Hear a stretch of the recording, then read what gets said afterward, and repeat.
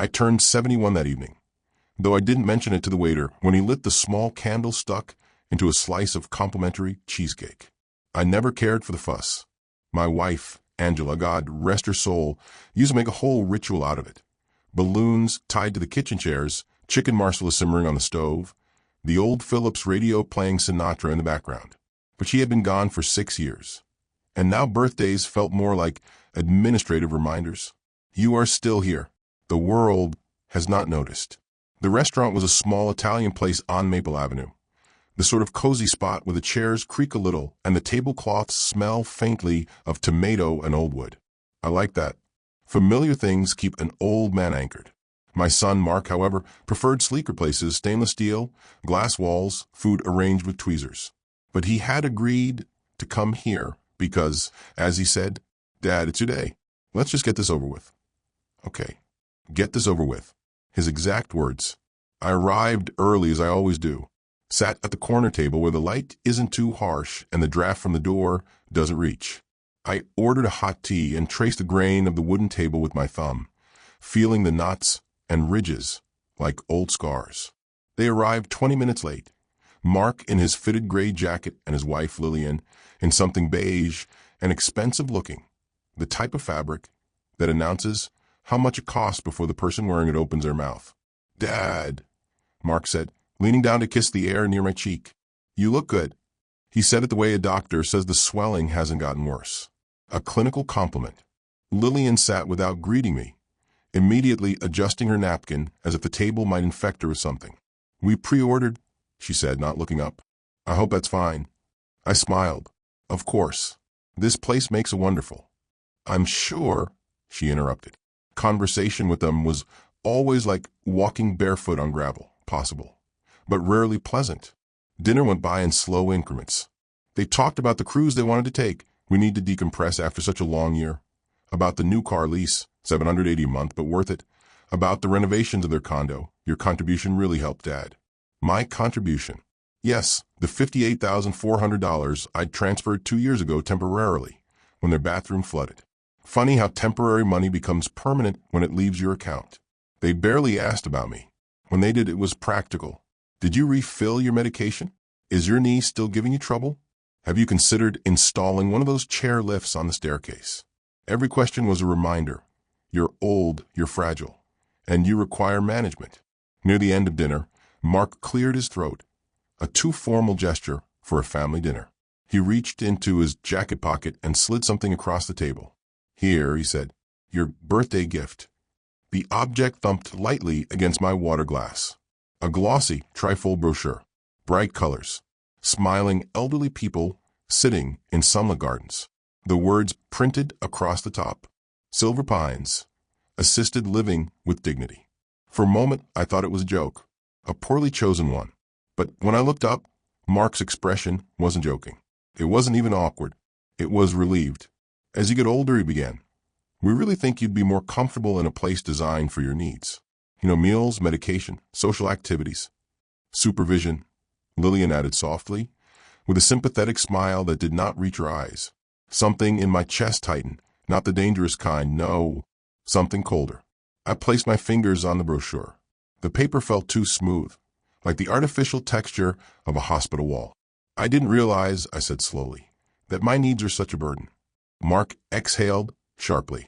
"Dad, please, don't be dramatic." I was about to answer. Something dry, something measured, when the waiter approached with a check. He was a young man, maybe 25, with tired eyes, but a kind expression. His name tag read Evan. He placed the bill discreetly by Mark's elbow. Then he leaned slightly toward me, speaking so low I almost thought I imagined it. "Sir," he whispered, "are you sure you're safe with them?" Safe. The word slid into me like a cold blade. I blinked. "I'm sorry?" He swallowed, glanced toward Mark and Lillian, who were busy arguing over who should use which credit card points, and murmured even softer. "I heard them earlier, at the bar, talking about your house and some accounts. Just," he hesitated. "Please be careful, sir." My hands began to shake, a subtle tremor at first, then stronger. I hid them beneath the table, pressing my palms against my thighs. The restaurant noise dulled, like someone had turned a dial. The clatter of plates blurred. The warm light felt suddenly harsh. They were planning something. They weren't just nudging me toward a nursing home. They were setting the stage. Mark looked up then, noticing my stillness. "Dad, you all right?" I stared at my son, my only child, and saw perhaps for the first time not the boy I raised, but the man he had become. And the brochure lay between us, bright and obscene, like a verdict. The tremor in my hands grew stronger. Something had been set in motion, something I could no longer ignore. I didn't sleep that night, not because of the brochure, though I kept seeing its glossy cover every time I closed my eyes, but because of the waiter's whisper. "Are you sure you're safe with them?" A stranger's caution carries a different weight. It has no obligation, no history, no bias. It is simply what it is, a warning. Around 2:30 a.m., I gave up on trying to rest, shuffled to the kitchen, and put on my old kettle, the one with the dented side from when Angela dropped it in 1998. It hissed and rattled like it resented being woken up at that hour. I stood at the counter in the dim light and watched the steam coil upward, as though it were trying to escape. Maybe I was doing the same thing. I carried my tea to the living room and sat in Angela's old recliner, the one Mark used to fall asleep in during Saturday movie nights when he was 8. I wrapped my hands around the mug and let the heat seep into my palms. And then, for the first time in years, I opened the drawer of the old mahogany cabinet. Inside was a stack of envelopes, thick yellowing, tied together with a frayed ribbon. Receipts, transfers, documents. My own private archaeology. I untied the ribbon and started reading. November 12, 2005. Mark had just graduated college. He was bright back then, hopeful, eager, believing the world owed him nothing but what he earned. I liked that version of him. I remember he came to me with trembling hands and said, "Dad, I got the apartment, but the down payment, I'm short." So I withdrew $23,000 from my savings without hesitation. Angela worried. "Mark is a good boy," she said carefully, "but this is a lot of money. He'll pay it back," I promised. He said he will. He never did, and I never asked again. April 2008. Mark developed a back injury from his warehouse job.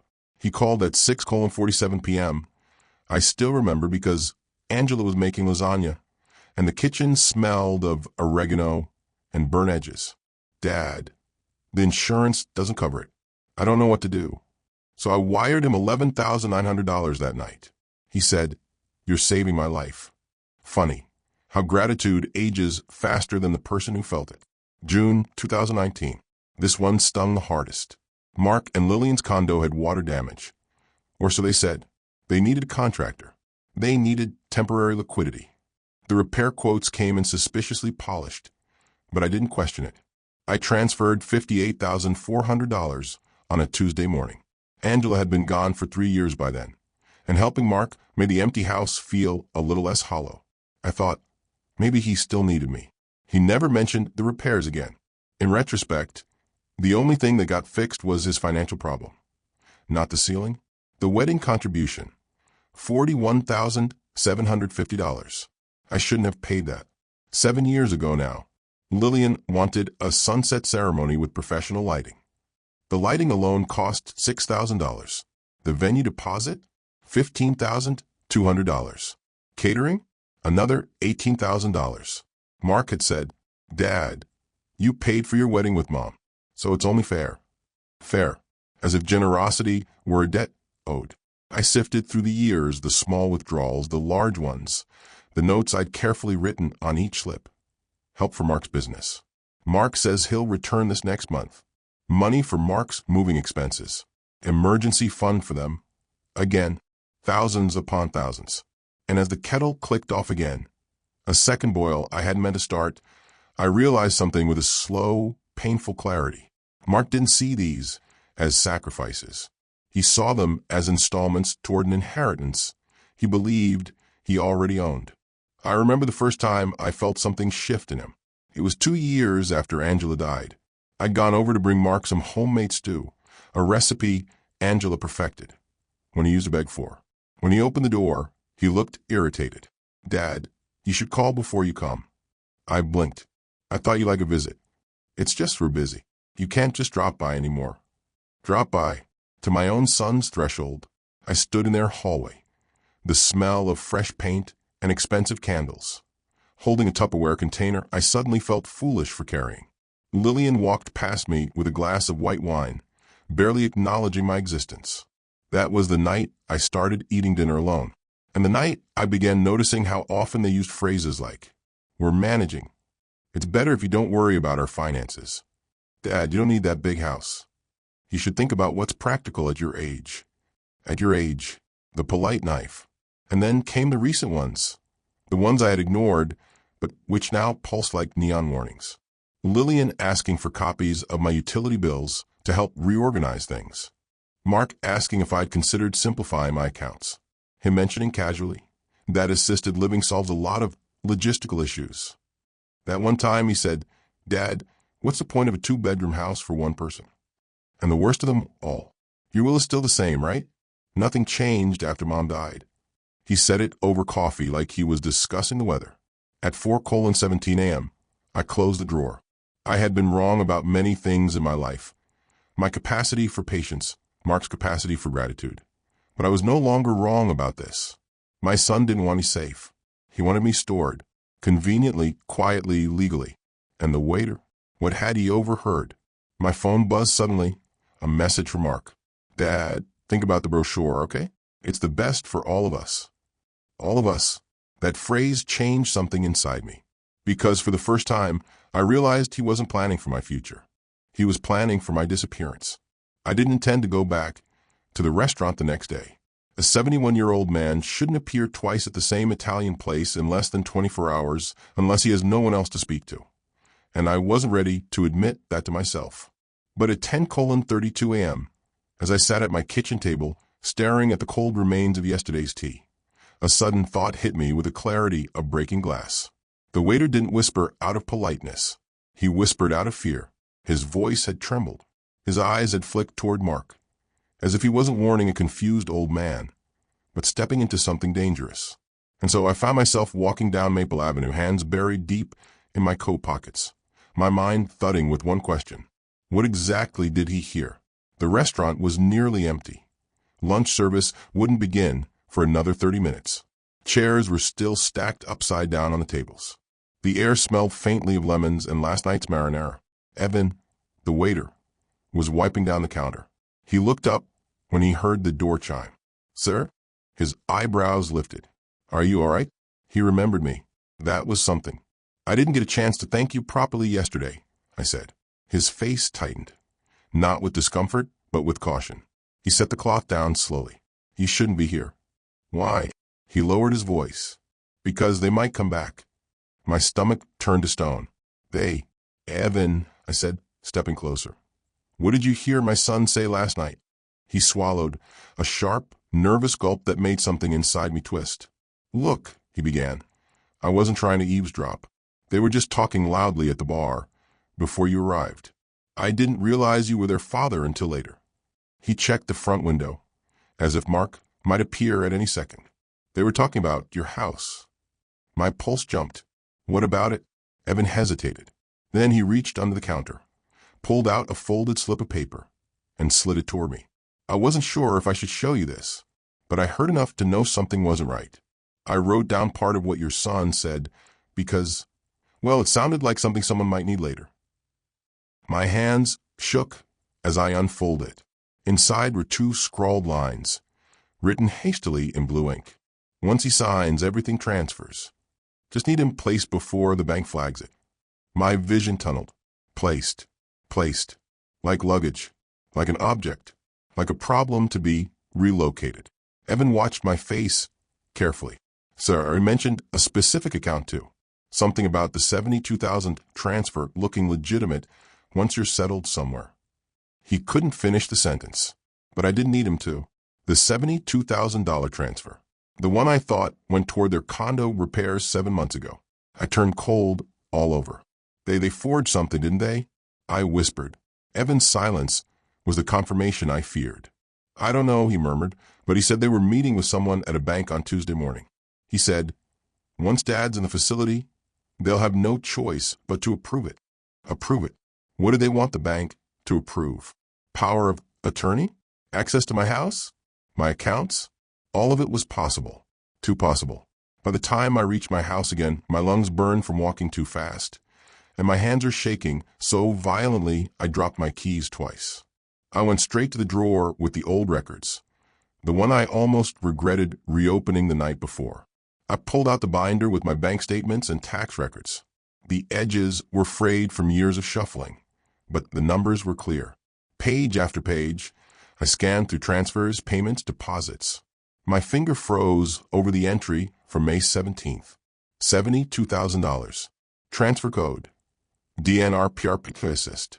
DNR Property Assist. That was the label I'd accepted without question. Mark had told me it was a code used by the contractor. He even emailed me a quote. But now, as I looked closer, the quote had no company address, no contractor license, no itemized list, just a generic template. Something else bothered me. The signature line. It was Mark's handwriting. I recognized the looping R. But the signature was supposed to be mine. The room began to tilt. I picked up my phone with trembling fingers and dialed the number of the supposed contractor. This number is not in service. I tried the second number on the sheet. Disconnected. The kitchen felt smaller, tighter. Even the refrigerator hum sounded hostile. I dialed the bank. Hello, this is First Lakes Financial. You're speaking with Sharon. Hi, Sharon. I said, trying to keep my voice steady. I need to confirm a few details regarding a transfer from my account in May. One moment, sir. She pulled up the records. Yes, I see a transfer of $72,000 to an account ending in 8824. Can you tell me the account holder? A pause. I'm afraid I can only disclose that if the account holder has authorized the release, sir. A long silence stretched between us. Then quietly I asked, is the account holder my daughter-in-law? Another pause. A soft exhale. I'm sorry, sir. I can't confirm that. Which meant she just did. My knees buckled slightly, and I had to grip the counter to steady myself. The brochure, the rushed dinner, the way Mark avoided looking at me when he handed it over, the waiter's whisper, the $72,000, the urgency, the bank meeting on Tuesday.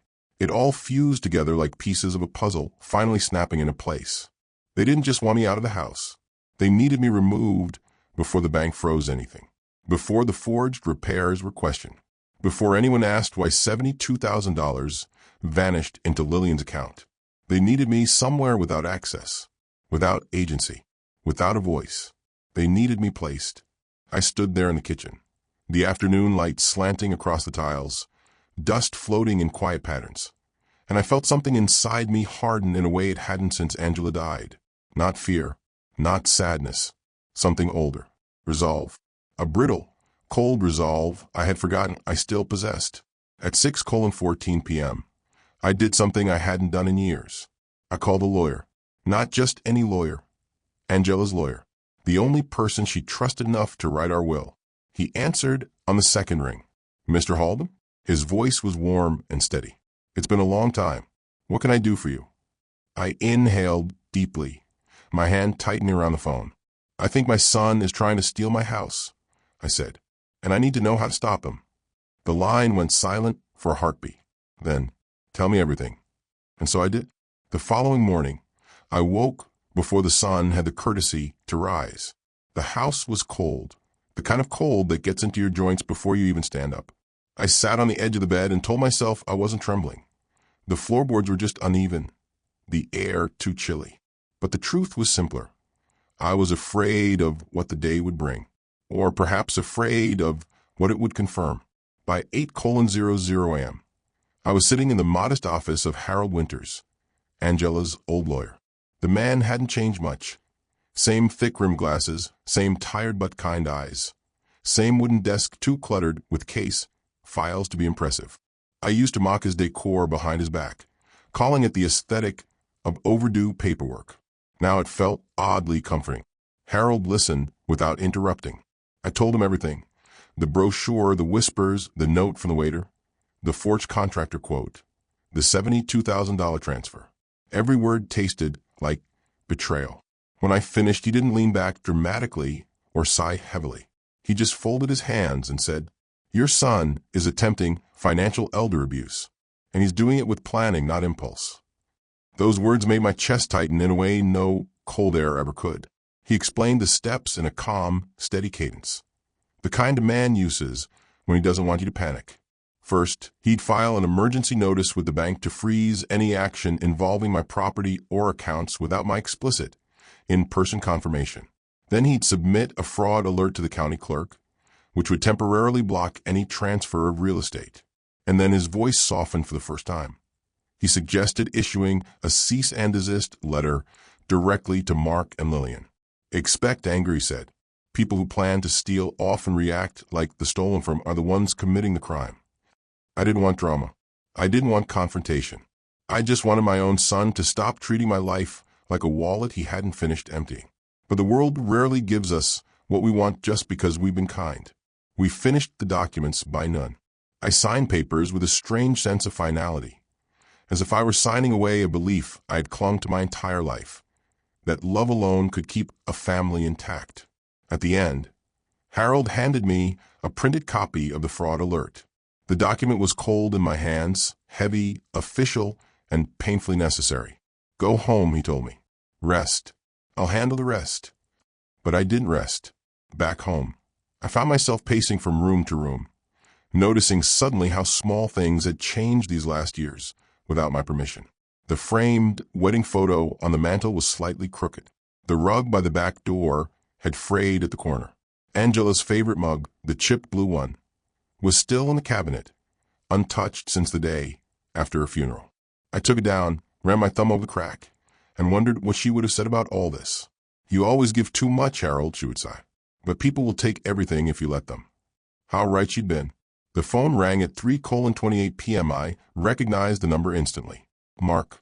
I let it ring twice before answering. Dad, he said, his voice sharp, already accusatory. Why did the bank call me? They're saying your accounts are flagged. Did you do something?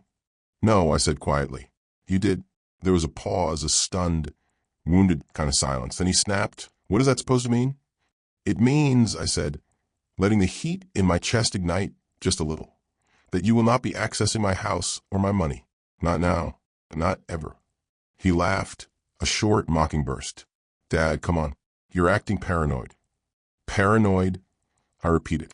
Is that what you call preparing to put me in assisted living to keep the bank from questioning a forged transfer? More silence, this time sharp enough to cut. Then, like clockwork, the anger surfaced. I don't know who's poisoning your mind, he hissed, but you're making a huge mistake. Lillian and I are doing what's best for everyone. Everyone, I said. Or just both of you? And then because some truths deserve air, I added, I know about the $72,000. His breath hitched. He hadn't expected that. Dad, we can explain. No, you can't. Don't do this, he snapped. We're your family. Family doesn't scheme to lock you away. The next thing he said wasn't shouted, but it was worse for the quiet. You're old. You don't think straight. We're just trying to help. A lifetime of patience cracked right down the middle. You're not helping me, I said, my voice steady as stone. You're trying to erase me.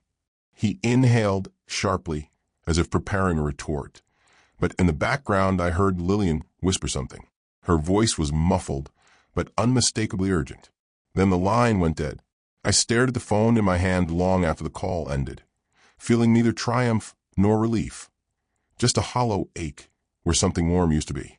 But the day wasn't over. At 5:02 p.m., a silver Lexus pulled into my driveway. I saw it through the window, the slow roll forward, the familiar impatience in the way it came to a stop. My stomach tightened.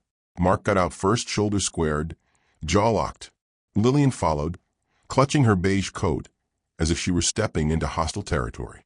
They marched up the walkway together, united front of offended entitlement.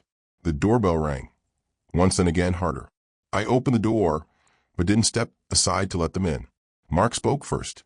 What the hell did you tell that lawyer? They froze everything. This is insane. You tried to steal from me, I said. His face twisted. Steal? Steal? After everything we've done for you? I almost laughed. Lillian stepped forward, voice sugary and venomous all at once. You can't seriously think we were trying to harm you. We were planning your care. You need supervision. You're not capable of managing a house anymore. Funny, I said. I managed to stop your plan just fine. Her smile faltered. You're making a serious mistake, Mark said, his voice tightening dangerously. When this blows over, you want to apologize. Leave, I said. You're being irrational. Leave my property. He stared at me, baffled, as if the word no had never belonged in our family dictionary. You can't do this, he whispered. I just did. Then I closed the door in their faces. Their muffled protests faded eventually, swallowed by the quiet hum of the evening.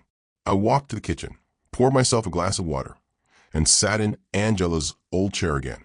My hands are still trembling, but not from fear, from something else. Something like the first breath a drowning man takes when he finally reaches the shore. Harold scheduled the meeting for Thursday at 11:00 a.m. sharp. He said it calmly, as though arranging a lunch, but the implication hung heavy between us. We were setting a trap, not out of malice, out of necessity, the kind of necessity that arises when the people you raise begin to treat you like a piece of real estate with a heartbeat.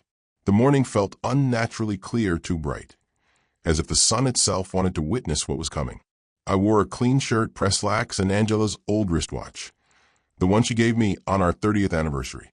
It didn't tick anymore, but it grounded me, reminded me that I had once been loved without conditions. Harold's office was quiet when I stepped inside. A ceiling fan hummed overhead, and the faint scent of old books lingered in the air. He motioned me toward one of the chairs by his long oak conference table. They confirmed, he said, sliding his glasses up the bridge of his nose. They're coming. I nodded, though my throat was too tight to answer. A man could be 71 years old, with a life behind him and a mortgage fully paid, and still feel like a boy waiting to be scolded in the principal's office. At 10:57, footsteps echoed in the hallway, sharp, purposeful, impatient. The door swung open. Mark entered first, looking angry in the way privileged people do, when reality refuses to obey them. His tie was loosened, hair slightly mussed, like he'd fought with it in the car mirror. Behind him came Lillian, wrapped in a pristine cream-color coat. Her expression was something between outrage and theatrical injury. Dad, Mark said, not bothering with a greeting. This is absurd.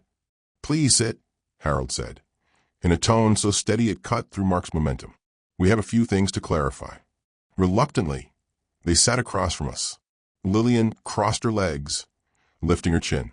We're here because we're worried, she began, her voice smooth as polished marble. Obviously, someone has confused him. He's been acting irrationally. I felt her gaze skim over me, a clinical, dismissive glance, the kind people give to a malfunctioning appliance. Irrational is a strong word, Harold said calmly, opening the folder in front of him. Given the documentation we've received. What documentation? Mark demanded. Harold slid a sheet of paper across the table. The county fraud alert. Then the emergency bank notice. Then a printout of the $72,000 transfer. Every document landed with a soft thud, but each felt like a hammer to my chest. Mark's eyes grew narrow. Dad, he said slowly, dangerously, why would you do this? Why did you take $72,000 of my money? I shot back before Harold could speak. His face reddened instantly. We told you the condo repairs. Stop, Harold said, raising a hand. From another folder, he pulled out the contractor quote, the one with the forged signature. Mr. Halden tells me, Harold said, tapping the paper, that this signature is supposed to be his. A silence fell. Mark didn't speak. Lillian inhaled sharply, her nostrils flaring just slightly. Maybe he signed it and forgot, she said quickly. It happens at his age. My age, I repeated slowly, is not what forged my name. Harold leaned back, folding his hands. And here, he continued, sliding out another sheet, is the form requesting preliminary processing for durable power of attorney. It was submitted online 2 weeks ago. My heart lurched. Signed, Harold added quietly. By the two of you. Lillian's mouth tightened. Mark's jaw clenched. That's illegal, I whispered. No, Mark snapped. It's practical. You need help managing things. What I need, I said, heat burning up my throat, is to stop being hunted for my house. Mark stood abruptly, palms flat on the table. Hunted? We were trying to take care of you by placing me into a nursing home so you could rush the bank before they questioned a forged repair transfer. He flinched, actually flinched, and suddenly, there it was, the truth in his eyes, like a crack in a polished surface. He knew I wasn't wrong. Lillian rose too, her voice sharpening. You think you can turn this into some grievance? After everything we've done? We put our lives on hold for you. We cleaned your house, we handled your bills. You were reorganizing my utilities to access my account information, I said. Don't pretend it was care. Her lips curled. You're making yourself the victim. I am the victim, I said, of my own son. For a moment, the room seemed to stop breathing. Mark ran a hand through his hair, pacing, muttering under his breath until finally he spun back toward Harold. So what? He snapped. What now? You're freezing everything? You're cutting us off? No, Harold replied. Your father's cutting you out. The words landed like a gavel. Mark's face drained to color. Dad, he said, voice suddenly soft, almost frightened. You can't mean that. But I did. For decades, I had paid his bills, rescued his mistakes, forgave insults that left bruises no one else could see. I had believed love would eventually teach respect. But love without boundaries is not kindness. It is self-erasure. I met his eyes and said quietly, You made this choice, not me. He stared at me, stunned, betrayed by the consequences of his own actions. Lillian tugged at his sleeve. Let's go, she said stiffly. This is pointless. Mark didn't move right away. He looked at me, searching, maybe, for the father who never said no, the man who always fixed everything. But that man had finally stood up from the wreckage. When he realized it, something in him collapsed. His shoulders drooped, his mouth opened, then closed, and without another word he walked out. The door shut softly behind him. No shouting, no dramatic exit, just a quiet, final closing of something that had been breaking for years. Harold let out a breath he'd been holding. You did well, he said. I didn't feel well. I felt old, tired, hollowed out.